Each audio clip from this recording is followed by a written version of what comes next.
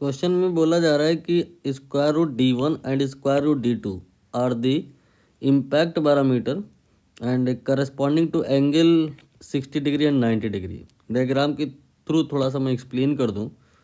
यहाँ पे Rutherford scattering model की बात हो रही है, जिसमें होता क्या है कि ये गोल्ड का न्यूक्लियस होता है।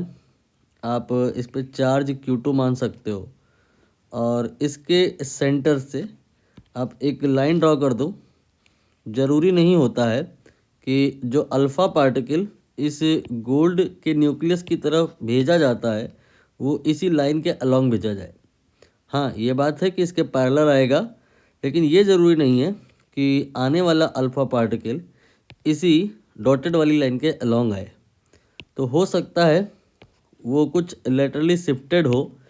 तो यहाँ पर ये जो डिस्टेंस होती है इसी को हम B या D कहते हैं और इसका ही नाम होता है इम्पैक्ट पैरामीटर। आप यहाँ पे B कह लो। इस B की वैल्यू के अकॉर्डिंग डिसाइड होता है कि स्कैटरिंग एंगल क्या होगा। जैसे अगर ये B 0 हो गया तो ये सेंटर की तरफ जाएगा और फिर ये जो स्कैटरिंग है 180 डिग्री पे होगी, मतलब ये ऐसे और फिर ऐसे ही वापस भी हो जाएगा। B आप थोड़ा सा अगर बढ़ा दोगे तो फिर ये स्कैटरिंग ऐसे हो जाएगी। B और बढ़ा दोगे तो स्कैटरिंग ऐसे हो जाएगी। और B की अगर वैल्यू काफ़ी ज़्यादा हो गई तो फिर वहाँ पे मोस्ट ऑफ द जो अल्फ़ा पार्टिकल हैं अनडेविएटेड चले जाएंगे। तो डेविएशन या स्कैटरिंग ये सब कुछ इम्पैक्ट पैरामीटर के ऊपर निर्भर करता है। फॉर्मूला क्या होता है अब हम उस पर बात करेंगे। हमारा यहाँ पर पर्पज़ ये है कि B गिवन है और मान लो थीटा निकालना है। B अगर हमको नोन है तो ये जो आपका पार्टिकल आ रहा है कितने एंगल पे स्कैटर्ड हो जाएगा ये हमें फाइंड करना है। थीटा हमें यहाँ पे निकालना है। तो गिवन है B और फाइंड करना है थीटा और फार्मूला होता है tan θ/2 equal to KQ1 Q2 and divided by BM²। सारे मीनिंग यूजुअल हैं। K 9 × 10⁹ होता है। Q1 Q2 ये इसका चार्ज है और Q2 ये जो आपका अल्फ़ा पार्टिकल आ रहा है और जो स्कैटर हो जा रहा है उसका चार्ज है।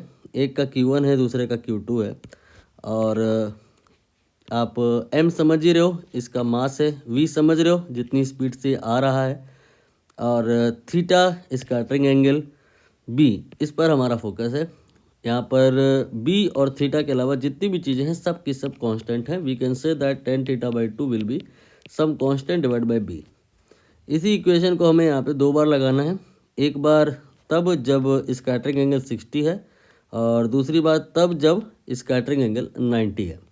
तो corresponding to 60 we have tan, ये 60/2 30 हो जाएगा। That will be C divided by impact parameter in this situation is square root of D1। Now हम बात करेंगे दूसरे वाले केस में, जहाँ पर ये जो एंगल है 90 है, यहाँ 90 रखेंगे, tan 45 हो जाएगा। और इसके बाद आगे आएगा C divided by impact parameter during 90 is under root में D2। तो यहाँ अंडर रूट D2 आ जाएगा। नाउ अब आप tan 30 जानते हो 1/√3 होता है और tan 45 जानते हो 1 होता है। दोनों को डिवाइड कर दो, C कैंसिल हो जाएगा और root D2 divide by root में D1 ये आ जाएगा 1/√3।